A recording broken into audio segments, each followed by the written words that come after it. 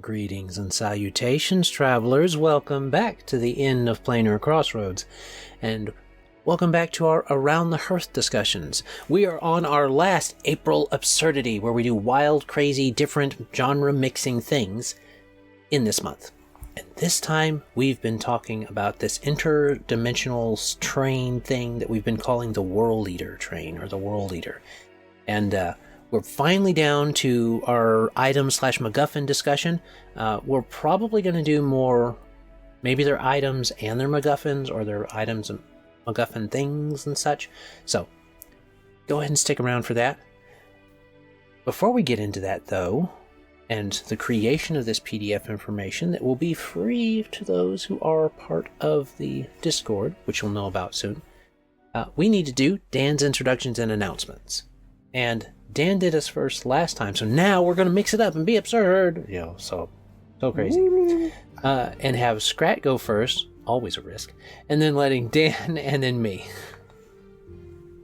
I am Skrat from Squirrel Plays over on YouTube and only YouTube, unless you count Discord, which I don't because I don't like it, but we have the community there. People like to hang around, share their stuff, which is what I encourage. I like to chat about TTRPGs and the world building, character building. One of these days I'll do more monster stuff, but I like to do it from the more world building / narrative side because storytelling is what I am into, hence the book. Please go buy, write good reviews, or you can just write good reviews. I don't think you even have to buy it, so, should you feel so inclined. But also TTRPG reviews of smaller indie games. Technically, I guess I could do big indie games exist. That's a thing, right? I mean, if I did Shoutout, right? That's a big indie game. Yeah. Actually, somebody wanted me to do that one. I felt like it was probably too crunchy, but after playing the past couple games we have, or at least the past couple I've had to mess with, probably not so bad. He's broken. Is Skrat's taste changing? I didn't say I liked it. Oh. I'm just saying, just his willingness getting used to the abuse. Sometimes it hurts so good, man. Sometimes it hurts so good. That's what I like to do. Like to give reviews, let people know what's out there, and not just what I like. Sometimes I get into a game that I did not enjoy and still give it a review if it's good. A good review if it's good. And I won't review a game if it's just trash. There was one game I bought that was just so bad. There was nothing good I could say about it, so I just never even talked about it. I love it. Fair enough. So, that's it. All right. Well, I guess that's me, Dan from Avenue Studios. You can find us on YouTube, Twitch, Rumble, and anywhere you listen to your podcast. Join us Thursday nights. We will be starting very soon our next mini campaign, Eldamon, Battle Zoo Bestiary from Roll for Combat, and their Indigo Isle series. So I'm really looking forward to that. Join us for those. And then we also do Scratterdays, miscellaneous one-shots with the Squirrel Plays, trying out those indie systems, giving it a good run. So Skrat gets experience to chat about it on his channel. And we'll also be starting our Monster May in May, where we're doing some one-shots. All the Streamlabs donations, super chats, all that stuff will go towards a project called Love, Death, and Monsters, an adventure module for a murder mystery monster adventure. So join us for those. We'll have a lot of cool guests, including, I'm hoping, most of the people here and more, running us through some monster stuff. So I'm really looking forward to that. And tag, you're it, Adam. All right. Well, as he said, I'm Adam from the Inn of Planar Crossroads. And you're on our channel, so I'm assuming you know to find us on YouTube. But you can find our actual webpage is innofplanarcrossroads.com or theilpc.com. Either one should work. We've got a YouTube. You might be seeing us on Rumble. We are trying... I'm trying to do more with Rumble because nothing gets deleted over there that I do. So, and I don't ever get copyright strikes over there either. So, But only Russia seems to be the ones blocking my chats because of copyright. So I don't get it. They copyrighted Seal. They copyrighted struck all the videos for like Transformers, but only in Russia. So, I think my Christmas one I made got blocked in Russia. Yeah, it was Russia, but it's the Russian snow. I used the Weird Al song the night Santa went crazy, and I mean, like the whole thing. I expected to get shut down on it or whatever. You know, I couldn't do anything with it. It was just funny, but it's blocked in Russia. Yeah. So, if you want to help us overcome all those things, you can check us out on Patreon, PayPal, Subscribe, Star, Locals. Those all work to be able to support the channel financially. And if you do that even once, you get access to our Discord channel where I'm going to be placing these PDFs after they're created. They'll be easily printable and should print within any printer's margins, so that it won't have the funky cutoffs or anything, which is something I get annoyed with when I'm printing something. So, won't have to worry about that. Plenty of space along the sides in the design so that it doesn't do that. And you'll have access to those perpetually, even if you only do it once, as long as you behave on the Discord. I think that's everything. So, that means we're done with our Dan's introductions and announcements. We can move on to Levi's Shoutout, which is Ishanakon World Shapers. And it has, it's crunchy at the front, but then more narrative as you go through, from what I understand. So you can check that out. Right now, subscribers there are 131, so you can go over there. We're trying to get them up to 500, is what we said. We don't always hit these. I'm just saying that's what we're trying. So 500 is what we're going for. I think that's good. I'm laughing at the crunchy on top, narrative in the back. Crunchy up front, narrative in the back. That has connotations that we best distance ourselves from. That's also true. Right. I'm talking about a mullet. Okay. And I'm talking about a TTRPG thing. We don't know what Skrat's talking about. We're going to move on. Skrat ain't said nothing. We don't know what Skrat's not talking about. So let's go ahead. And why don't you grab your preferred beverage and join us around the hearth for Councils of Kane as we discuss freight. Let's go. School. Okie dokie. So, what are you guys thinking for items? You guys got any items in mind? Theming in mind? So we talked about Skrat's a bit, right? I was saying first episode. I think it was the first episode. We got into mine a little bit about with the countdown, this thing that lets you jump. So I like the idea of the party having to have some special item, just something they wear, whatever the case may be, that lets them travel to these different worlds and dimensions without just being ripped apart. Like, keeps them in one piece, but it also lets them become part of that world. So, like when they went to the cartoon world, they get to do cartoon things. So, right. Instead of just, well, I'm here now. It's like, no, I am part of this world. I am of it. So, that might mess up. Now that I think about it. Come on, Cat. What are you doing? That might mess up the short car, whatever we called it. The car where we're small and everything else is big. Because if we became part of that world, it might mess that up. But maybe it's absurd. It's absurd.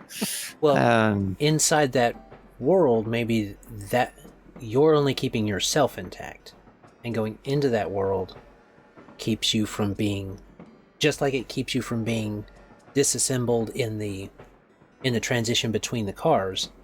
It keeps you from being reassembled in any way that would be that would keep you in that world, make that world your now destination, maybe. Okay.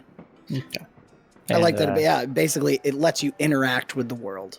Yeah, and then it doesn't necessarily make you truly a part of it. that works. And then we had talked about the limitation, and I think what we came up with, it was maybe you can only do so many jumps, but then you have the random chance to run into the ticket master. Mm-hmm. So like if you're in a car with a ticket master, you might just want to pull out, like, and that consumes your use, right? It's like, all right, well, we didn't get anything out of that car, Right? and some cars are just no good. So, but that's my item. Should there be tiers, like the more you use it, the higher the chance of the ticket master noticing you or showing up because you're jumping so much? Like each time you don't run into him, you have a higher chance the next time. Like maybe the die size decreases each time. Right. Until you do, and then it resets and starts over. That's pretty good. Because you want them to hit the ticket master. Like, because that's a fun mechanic. And I did, and this is what I mentioned in, I think, the first episode, I never did figure it out, but I did like the idea of maybe the jumping around being some type of detrimental to the player. So it's like something you had to balance. It's like, okay, each time we clear a car, the BBEG gets easier, but something's happening to us in the process. So you got to balance that. And then the cars you roll are random. So like if you get a random, you roll up a car with nothing in it, and you don't gain anything. It's like, we got a little bit of a detriment for that, and we didn't get anything for our effort. Mm-hmm. And then sometimes you knock out maybe a big car or something that does more damage to the BBEG. Mm-hmm. So, yeah, I do like that too. I mean, right away you think like some kind of fatigue or shrinking resource. Yeah. The idea is to make each jump count and be thoughtful about it, because like you got to give them a path that's like, okay, you can go to the engine at any time. And it's like if somebody's dumb enough to fight the BBEG right off the get-go, they probably won't win. Right. Obviously. So, but they don't know how many cars they need to knock out. Like, it's like, oh, do we only need to do 2? Do we need to do 3? It's like, we've done 5. Is he going to be super easy now? You just have no idea. So, why don't... so, we could make it where instead of this being...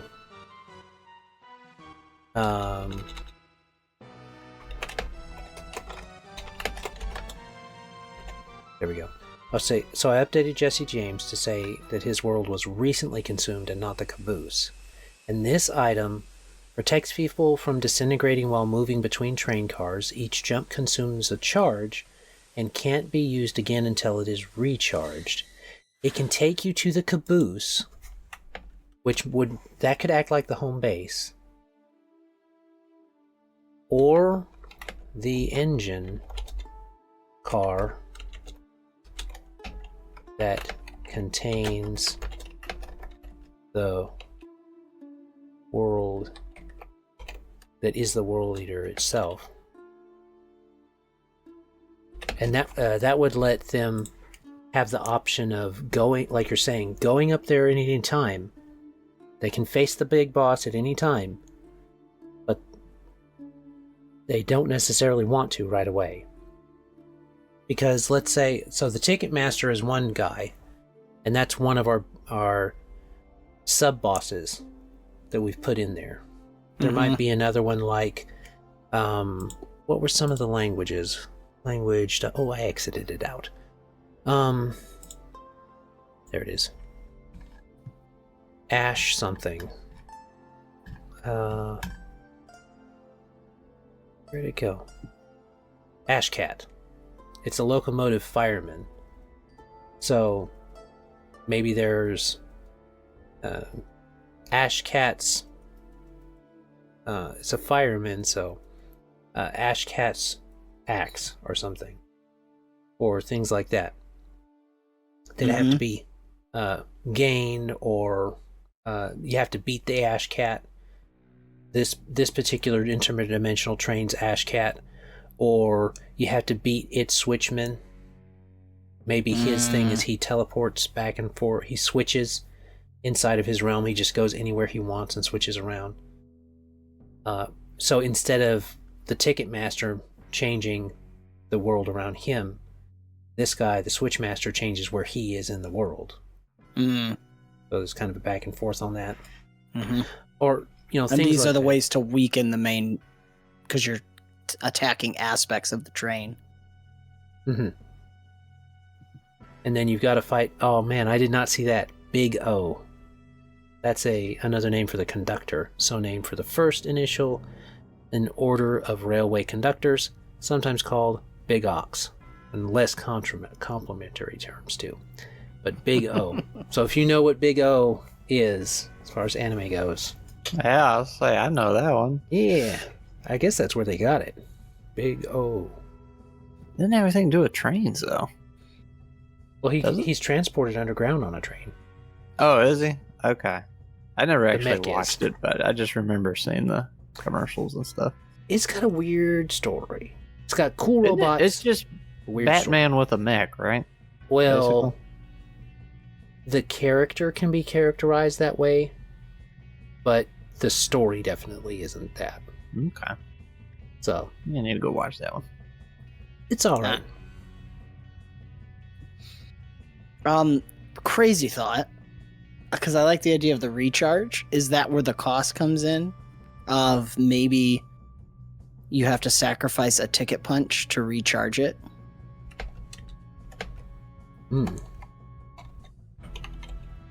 So that the more you use it, the closer you're getting to. Because we were talking about possibly you have a certain number of ticket punches before your ticket is punched.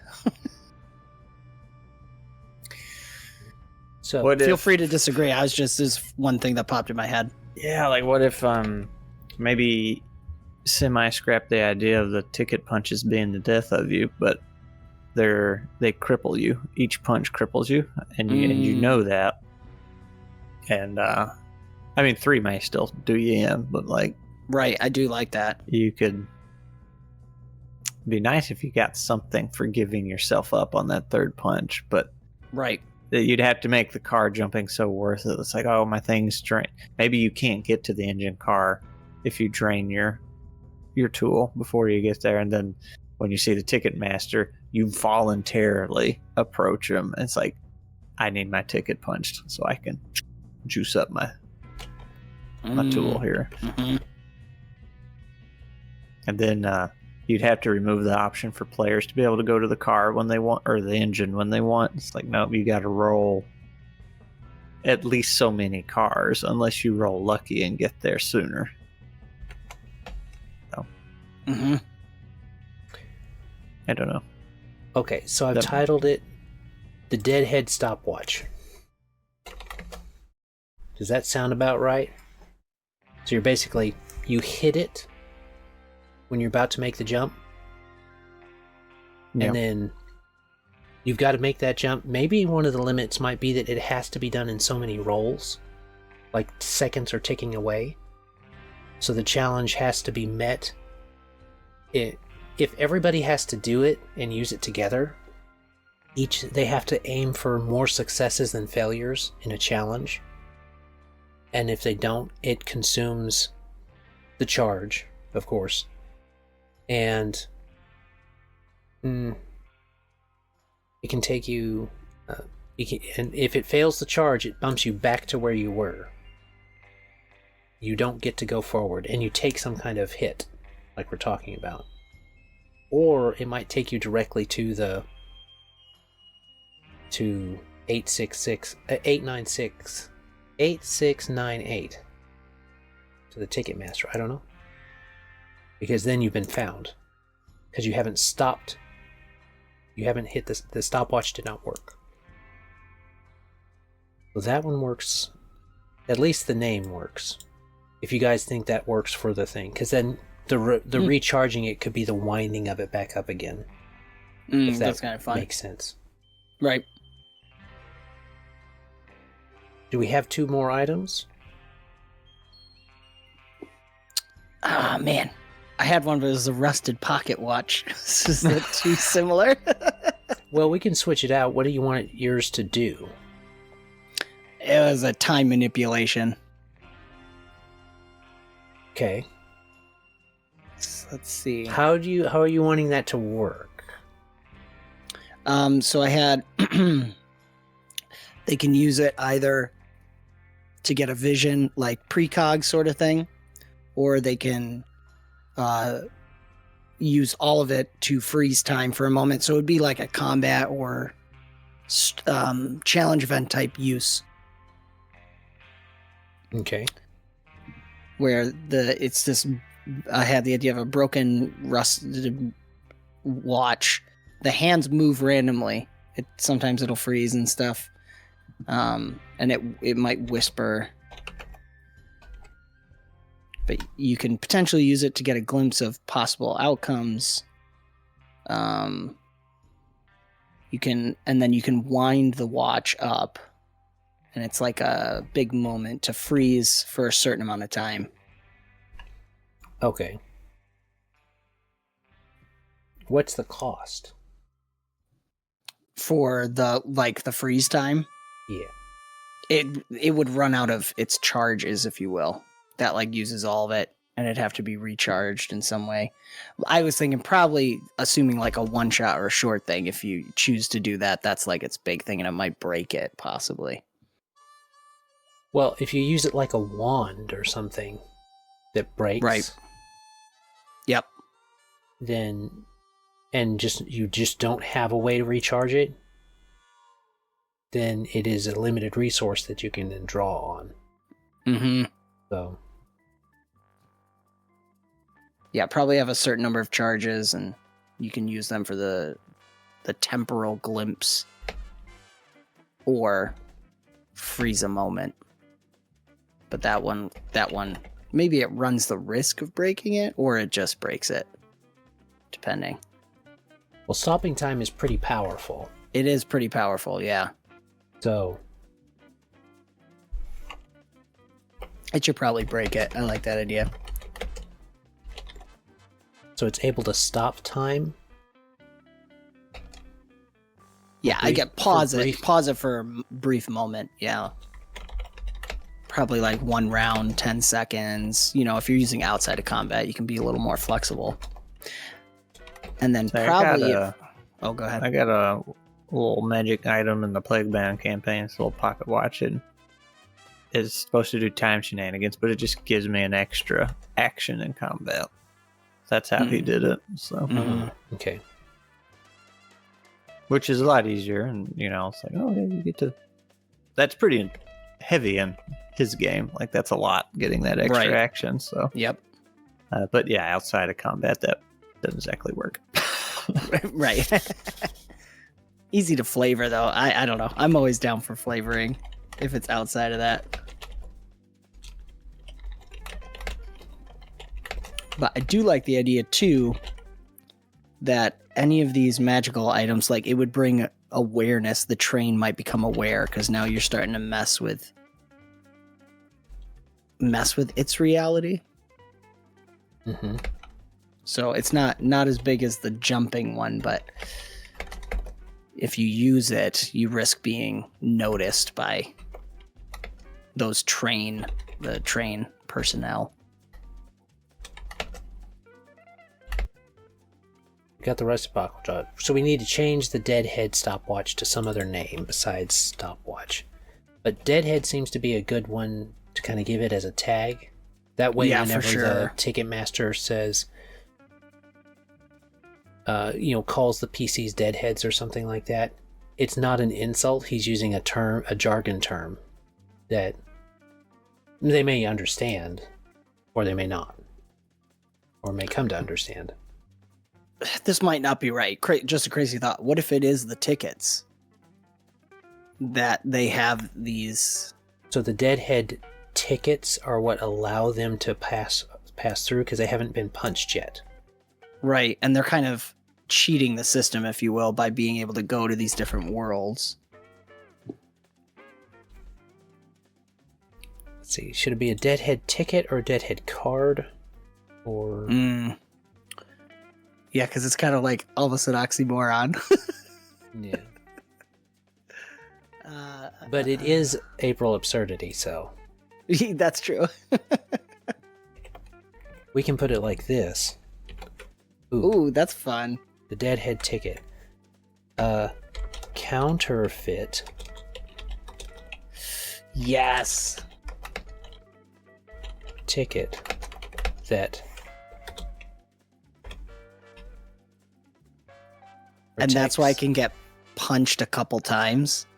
Because every time you do it to recharge it, you faked out the ticket master. And you get out of there real quick. narratively. So he thinks he's clipped your ticket. Or, well, depending on how many players you have, you can change up how many cars they need to go through too. Sure. So this is like these tickets might be something that the ticket master just punches ethereally. And it's the consuming resource. So you only one person has to use their ticket at a time to get everybody through. But you've only got a limited amount of charges on these tickets before the last one's punched and you're in your seat. So let's say someone's got they've made two jumps to do two different cars. Well, this same person can do another jump, and that's going to be a third punch, and maybe they've only got 4 punches. Or Right. someone else could offer up their card and say, I'll take the lead this time and we'll use my card. We'll use my ticket to go through. And so everybody's trying to balance out nobody wants to go down to like their last punch. Right. Because then you go to your seat. So Yeah, that may I be do a way. like that. Creating that tension between the party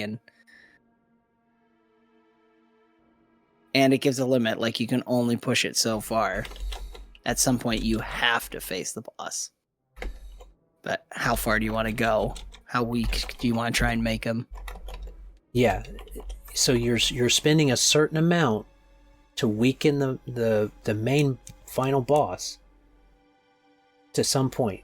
And depending on how comfortable you're feeling with these fights, lets you then pop in there and get it. And the ticket master can then be that kind of third figure who all he does is punch the ticket. If you want to replace the ticket master or make a deal with the ticket master or something like that, he's inside the car. He's inside the train, but he's not beholden only to the train. He's stuck there like you are. And maybe he's been through this rigmarole a lot of times. He's seen plenty of tickets. He's punched plenty of tickets. What makes you any different? Why should he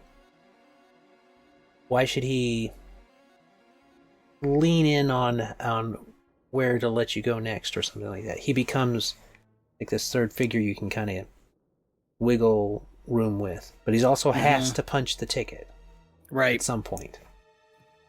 And I like that with each punch you are taking some kind of detriment, like Skrat was saying.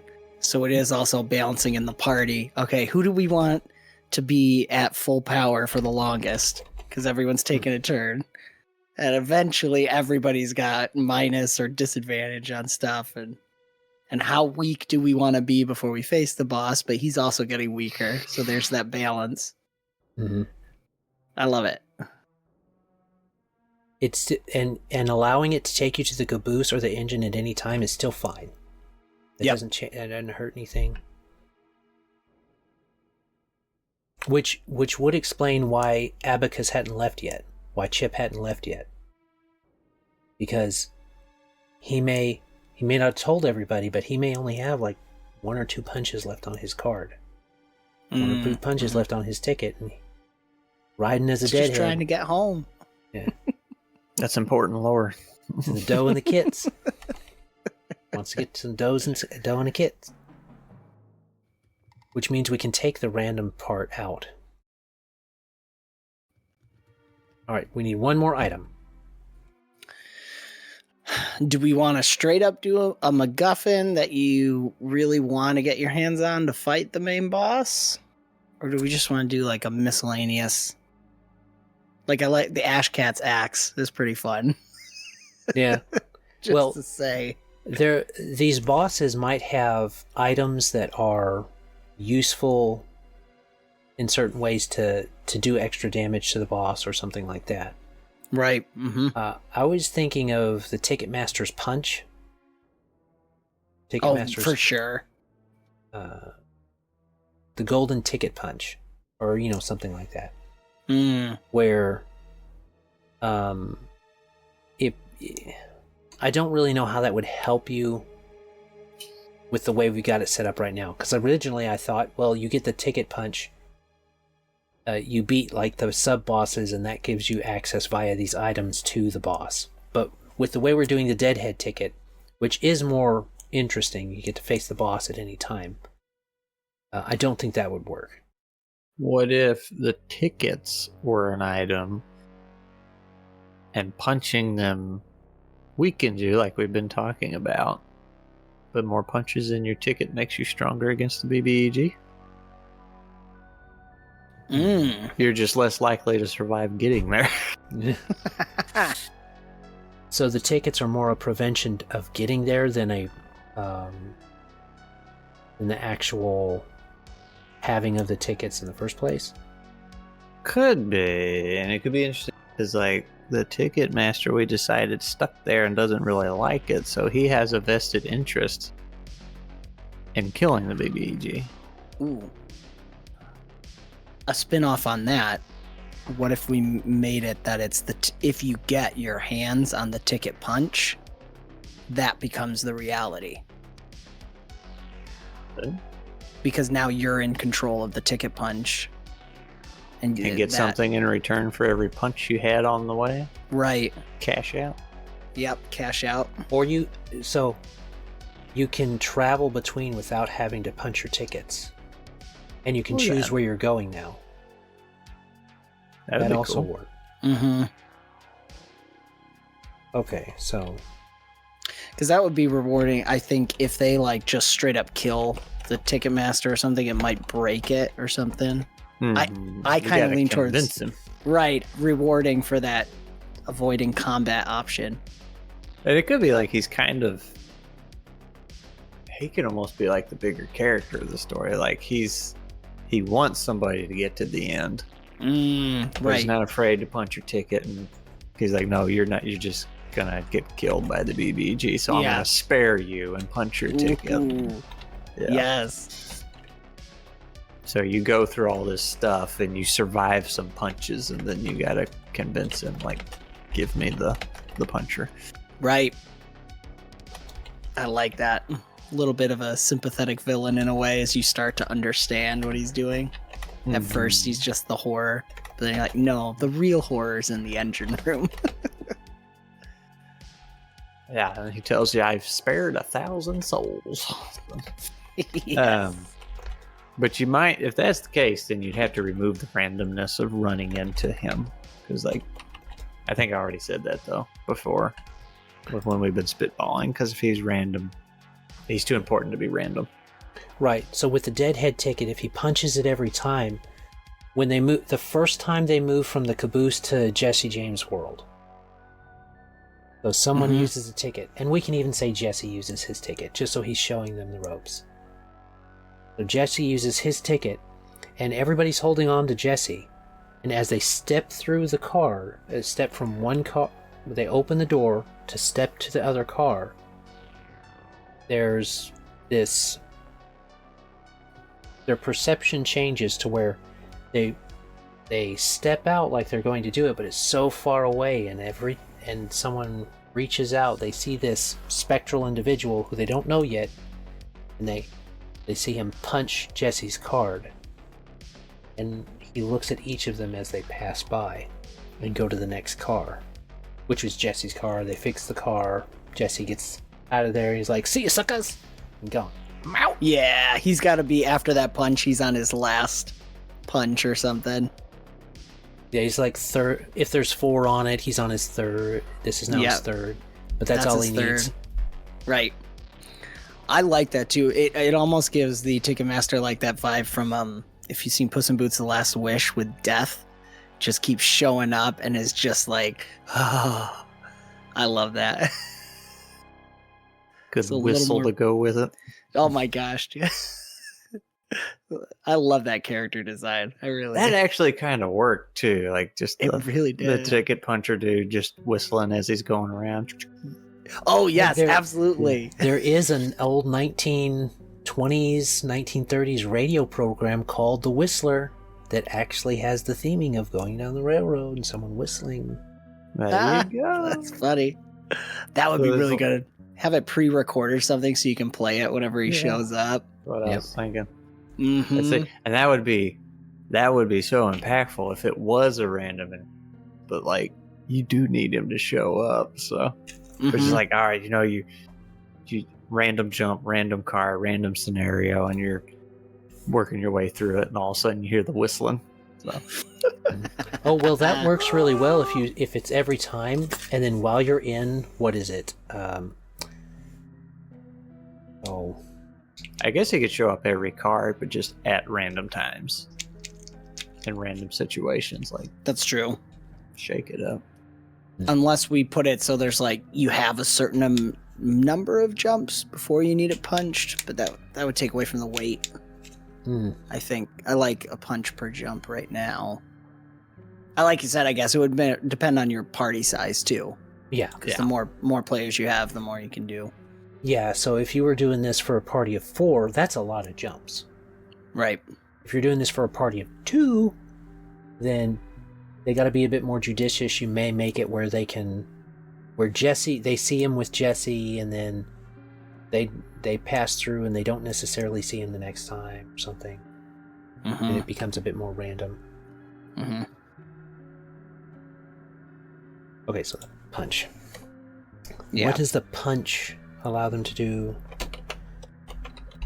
Travel with intention and without cost, I think is what we were saying.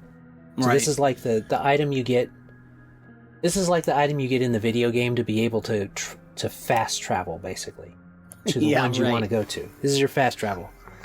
I think there should be a cost for whoever chooses to take it, because I still like the idea that they're taking on the mantle of the ticket master. Okay. So they're the one now jumping, but there has to be some trade-off for them. Maybe even it's as simple as, if you guys don't win this, that's this character's fate, is to be the skeleton walking around. Oh no, what if they say, hey Chip? That could be an option. Chip becomes... No! Ain't doing it. Would it be crazy? I'm just throwing this out, so shoot it down if it's too much. Would it be crazy that whoever holds the ticket punch cannot directly attack the engine main boss? But with the ticket punch, you now have this like control over the environment, so you become a support character.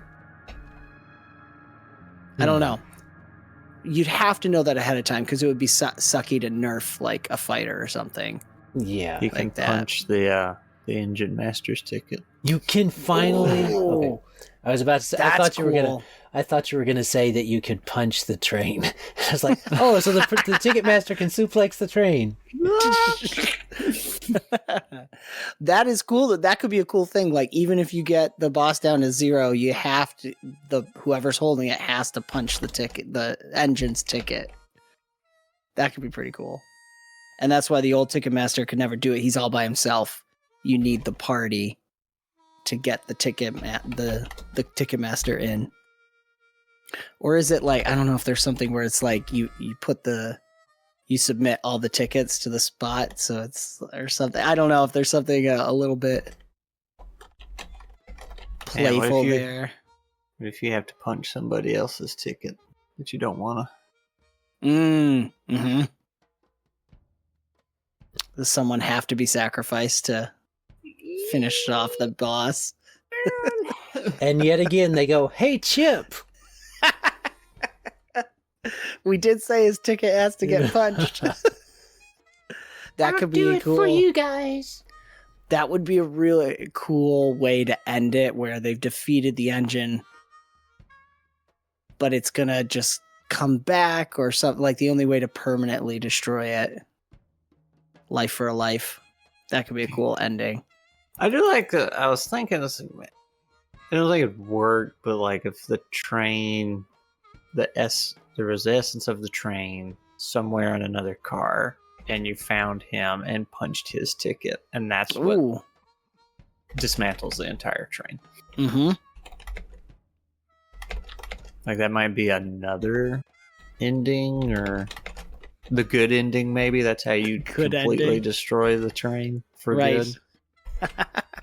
So like you could go through this whole adventure, get to the end, blow the whole train up, but really what you were supposed to do was go through this train, get the punch, get to the end. Something else needs to happen there that sends you to the other world where you find the soul of this train or whatever and punch their ticket with the magical punch. That's kind of cool. That's the good ending. Right. So let's see. So they have to punch the conductor's ticket. Mm-hmm. Because it does leave you the option too. If you want to do it all, you could destroy the train, but now it's falling apart. All right, we have a challenge event. The conductor, the soul of the train, is somewhere, and you got to punch his ticket. So if you wanted to do all of it, you could. Or you have the ending where it just blows up, and then we have Adam's 1408 lights flicker back on. Right? Maybe you didn't quite destroy it as thoroughly as you thought. Dude, oh man, if you were going to go full Cthulhu with it and go into like my Mind Palace headcanon thing, the 1408 actually does exist. It is where the conductor is. Ooh. Yeah. I kind of thought that's what you were alluding to earlier. I couldn't do that because it's like, that's a bit much. It's like, that's like in-game things, and we're trying to say kind of starter, middle, and late game, but not in-game, because then we were like locking the GMs in. So do what you want with it, right? Do what you want. I do like. I ain't your daddy. I do like it. I do like that. I love there's multiple ways to solve the problem, and that could be a cool, like they've run across that NPC and didn't realize it. Could go dark too, and it's like a little kid and just having fun riding a train, right? Yeah. Got stuck on a train. So like his parents put him on a train and never got on there with him. Yes. Sit him away. Somehow manifested this world-eating train. I love it. It kind of makes sense too, because like if they put him on a train intentionally to get rid of him, and then something happened, but like that's why he's going across all these worlds devouring, because he's searching for parents, right? Just trying to find mommy and daddy. Oh, that's so dark. I love it. Well, he might not be. He's trying to find him to kill him, but right, yeah, but that's how he would lost say it. And going around, yeah. It kind of funnily, is that right? Whatever. Yeah. It kind of contrasts with Chip, who's like positively trying. He wants to go home and make a family. The train wants to find its way home to destroy his family. Parallels. Like the tracks.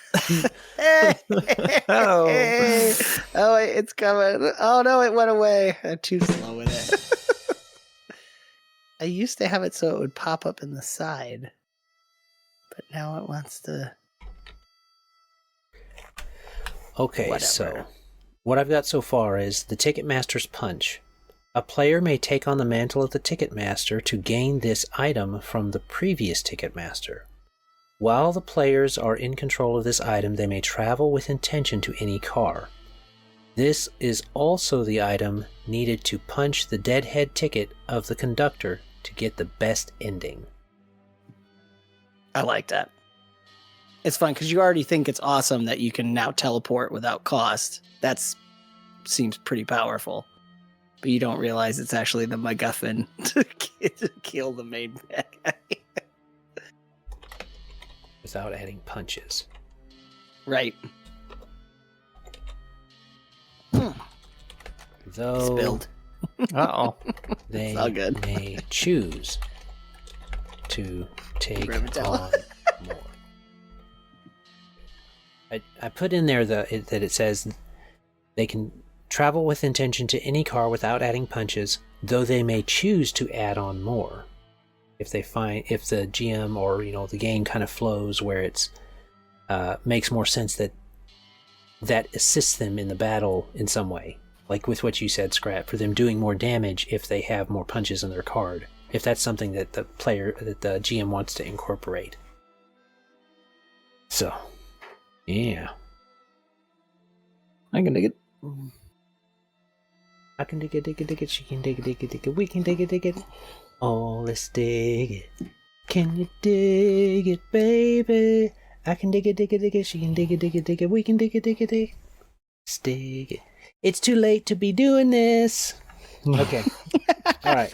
It's already 1 o'clock for Dan, which is actually 2 o'clock, so we better hurry up and call this done. So, item and MacGuffins are done. I'm a mess. Well, that's I get stuck to my little... I like coasters, but the cup always gets stuck to the coaster, and then I set it down, and it's crooked, and I don't realize it. All right. So, we've got the Deadhead ticket, we've got the Rusted Pocket Watch, and the Ticketmaster's Punch. So, literal beginning item, mid-game item, end-game item.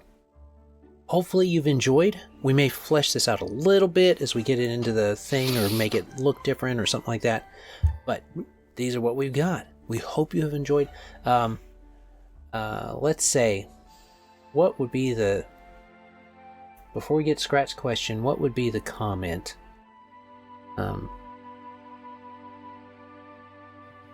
Dead on Deadhead, I guess. I don't know. Skrat says no. Not all that good. All right, Who's punching your ticket? Who's punching your ticket? There we go. Ooh, all right. All right. Skrat got us. Okay.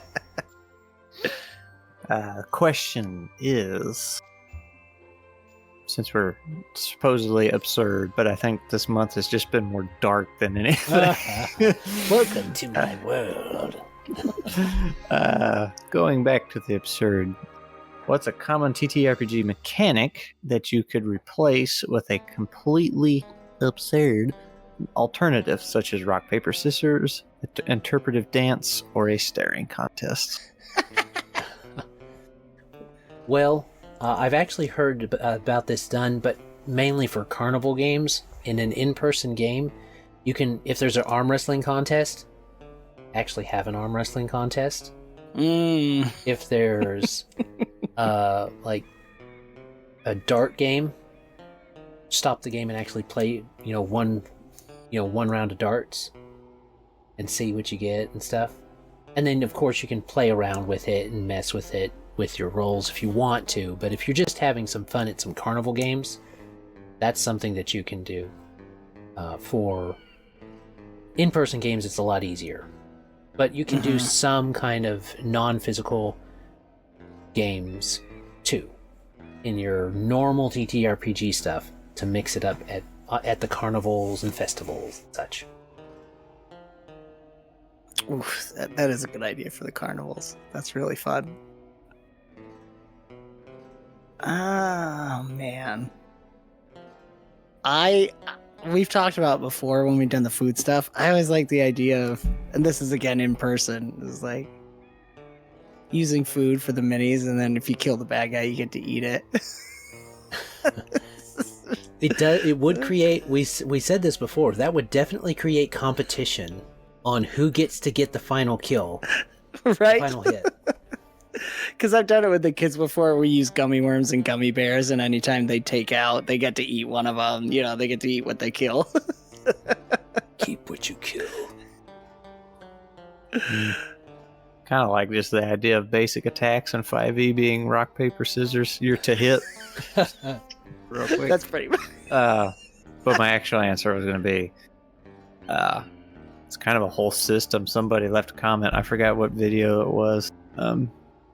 This guy was wanting to make a very workout focused physical game. All your skill checks and everything, you had to do a workout. Like that was the point of the game, was to be physical and, you know, work out and stuff. So like 5 push-ups for some kind of skill check or something. He had a whole bunch of stuff fleshed out. I was like, I like that. That My sounds brother great. would love that, dude. Some of these swole guys all play TTRPG. I think that'd be fun. I like that too. So like, and I think he was kind of wanting, it was geared for long play, like campaigns. So like, you get stronger as your character gets stronger, so you can start doing more. So Yeah, instead but what of tapping out after 5 push-ups, it's like, well, I can do 7 now. I can do 8. You know, I'm getting stronger. So, but what about if you're an intelligence-based character? I don't know. I don't remember that part. This is all Like Jim I said, it was a Gross. lengthy comment. He had a lot planned out, and I told him, I was like, hey, man, if you ever do that, reach out. I will gladly promote that Kickstarter. Party of Barbarians. Yeah, There you go. that's just what it's called. It's called Barbarian, the game. Well, there's Yes. one called like just muscle or something. The strength is your only stat, Yes. and then there's, I may have posted it in one of y'all's servers. It was the race selection page, and all 3 of them were just muscle dudes. They're like all the same, but they like, well, this one's a dwarf, this one's an elf, this one's a human. It's like, no, they're all just swole humans. It's true though, you know. Is it? All right, that does sound fun. Sounds interesting.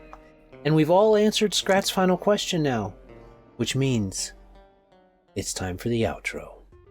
We hope you have enjoyed this absurdity that we've had in April. We've had fun. This was neat, being able to do some absurd thing. You can tweak it, take it, make it your own, and such like that. Leave us a comment on how you use this stuff. And do remember to go to Ashanakon World Shapers over on YouTube. 131 is the subscribers at the moment, trying to get them up to 500. Remember to check out A Squirrel Plays on YouTube to see Skrat buy his book and such like that. Leave the awesomeness of reviews. Check out Avenue Studios at avenuestudios.media, YouTube, Rumble, Patreon, and stuff like that, and their Spotify and such. And the end of Planar Crossroads.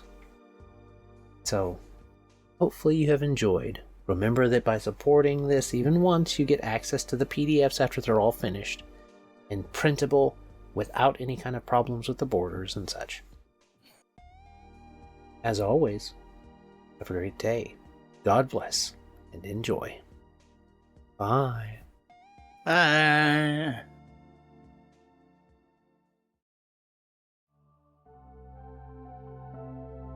This content was made possible by travelers and viewers like you. Thank you.